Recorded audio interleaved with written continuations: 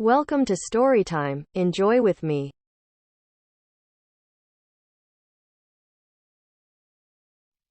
Ligeia by Edgar Allan Poe. Chapter 1. A Beautiful Wife. I cannot remember how, when, or where I met Ligeia. It was a long time ago, and my memory is not good. But I think I met her first in a large old city near the Rhine in Germany. She told me that she came from an ancient family. But I never knew the family name of the woman who was my friend, my partner in my studies, and finally my wife. Why did I never discover her family name? Perhaps because she did not want me to find out. But I cannot remember. I remember one thing very well. Ligeia was tall and slim. Later, at the end, she became very thin. How can I describe her quiet, aristocratic movements or the strange softness of her footsteps? If she came into my office, I only knew she was there when I heard her voice, or when she put her white hand on my shoulder. She had a beautiful face, but it was not a classical kind of beauty. There was something strange about it. I have often tried to understand it. Was it her pure white skin or her thick black hair? I looked at her long, delicate nose many times. It was perfect. I looked at her sweet mouth. How soft and red it was. And when she smiled, her teeth were white. Then I looked into her eyes. They were much bigger than normal eyes. Sometimes, when she was excited, they looked like a deer's eyes. They were black with long black eyelashes and black eyebrows. But as I looked into them, I realized that they had a strange expression. I thought about it for many hours, sometimes all night. What was the expression in those eyes? I wanted to know. Many times I thought I almost had the answer, but then it was gone. Ligeia was very determined. She was always calm and quiet, but her determination showed in her eyes. It shone like a terrible energy, and sometimes it frightened me. Ligeia was very clever. She was excellent at Latin and Greek, and she knew many other languages perfectly. She never made a mistake. She was also a student of science and mathematics. When we were first married, I often asked her for help with my studies, and we worked together. But after she died, I was alone. Without her, I was like a child in the dark. When she first became ill, she did not come to help me as often as before. She lost weight, and her skin became pale and transparent. When I saw that she was dying, I felt desperate. Ligeia resisted death with all her energy. She was determined to live. I watched in agony as she fought for life. I knew she loved me, but I only understood how much she loved me now that she was dying.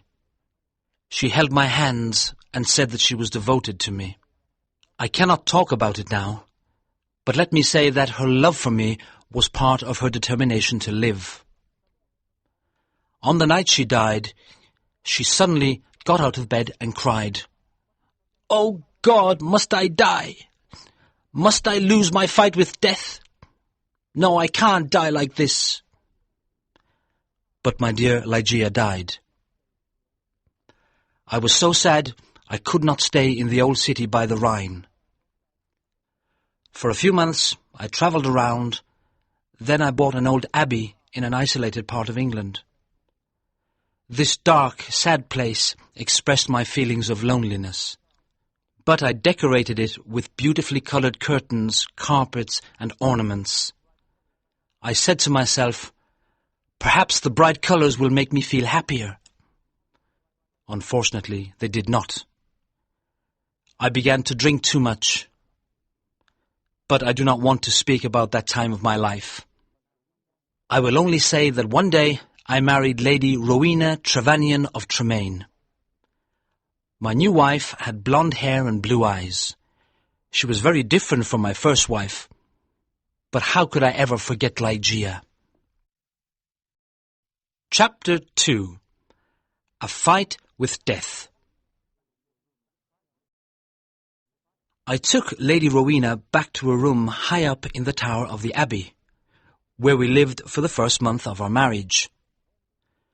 The room was very large, with an enormous window made of glass from Venice. The ceiling was high, like a church, and in the centre there was a big gold chandelier. There were sofas from the east and an Indian bed.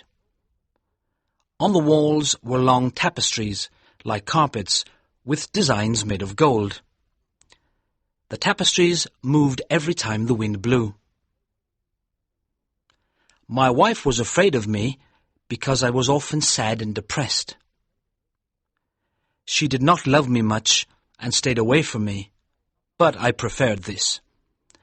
I always thought about Ligeia, my beautiful Ligeia, dead in the tomb. Sometimes in my dreams I called to her in the night. I imagined that perhaps my love for her could bring her back to me. At the beginning of the second month, Lady Rowena became ill. She did not sleep very well, and told me she could hear sounds and movements in the tower. "You have a fever," I said. "You're imagining things." She got better, but then she went back to bed with a second illness, worse than the first. The doctors could not understand it. Again, Rowena began to hear little sounds and movements in the bedroom, and they frightened her. One night, at the end of September, she woke up suddenly. I was sitting on a sofa by her bed. She whispered to me that she could hear sounds and see movements, and there was a frightened expression on her thin face. But I saw and heard nothing. "It's the wind," I explained. "You can see the tapestries moving in the wind." But her face was white with fear, and she nearly fainted. I remembered that there was some wine on the table on the other side of the room. As I walked under the light of the chandelier, a strange thing happened. I felt something invisible pass me, and on the carpet I saw a shadow, almost the shadow of a shadow. I decided to say nothing to Rowena. I poured out a glass of wine and gave it to her. Then I sat on the sofa and watched her. After some moments, I heard very quiet footsteps on the carpet coming towards the bed. A second later, as Rowena was about to drink the wine, I saw, or perhaps I dreamed that I saw, 3 or 4 large drops of a bright red liquid fall into the glass. Rowena did not see it. She drank the wine, and I said nothing because I thought it was only my imagination. After this, Rowena's health got much worse, and on the third night she died. Her servants prepared her for the tomb, then covered her with a sheet. The next night, I sat alone with her body in the bedroom. Strange forms and shadows moved around me. I looked nervously into the dark corners at the moving tapestries, and I felt frightened. Then I looked at the carpet under the chandelier. There was no shadow there, and I felt better. When I looked at Rowena on the bed, sad memories of Ligeia, the only woman I ever loved, came back to me. It was perhaps around midnight when I heard a sound. It was quiet but clear, and it woke me from my dreams. I thought it came from the bed. I listened in terror, but I did not hear it again. I looked carefully at Rowena for any sign of life. She was not moving, but I continued to look at her. Minutes passed. Then I noticed a little colour in Rowena's face. My heart stopped in horror. I could not move. When I understood that Rowena was not dead, I tried to revive her. But soon the colour disappeared from her cheeks. Her face looked like marble again, and her lips were thin with the horrible expression of death. When her body was cold and rigid, I fell onto the sofa and dreamed about Ligeia. An hour later, I heard the same sound as before. I listened. Yes, there it was again, a sigh from the bed. I ran over and saw clearly that her lips were trembling.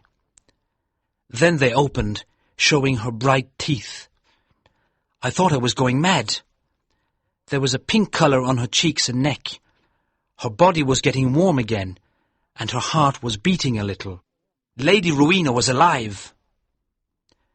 I did everything I could to revive her. Then, suddenly, her colour disappeared. Her heart stopped, and her body became cold and rigid.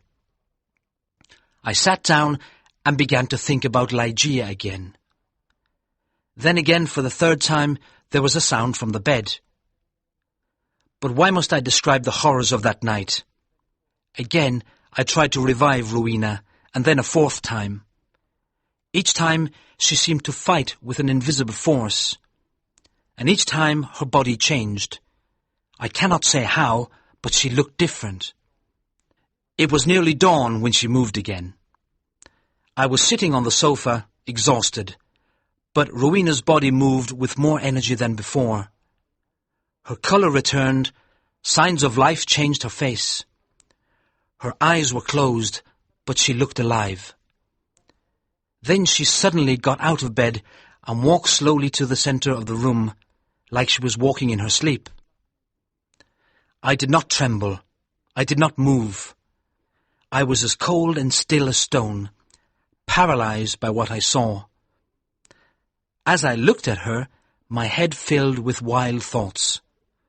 Was Rowena really alive? Could I really see her blonde hair and blue eyes? Why wasn't I certain? I could not see her mouth very well, but her cheeks were like pink roses. Weren't they Rowena's cheeks? But wasn't she taller than before? I was filled with a kind of madness. I ran to her, but she moved away. Then I saw her long hair moving in the wind. It was blacker than the black of midnight. And now, slowly, her eyes opened. I shouted like a madman, "These are the black eyes of my lost love, the eyes of Ligeia."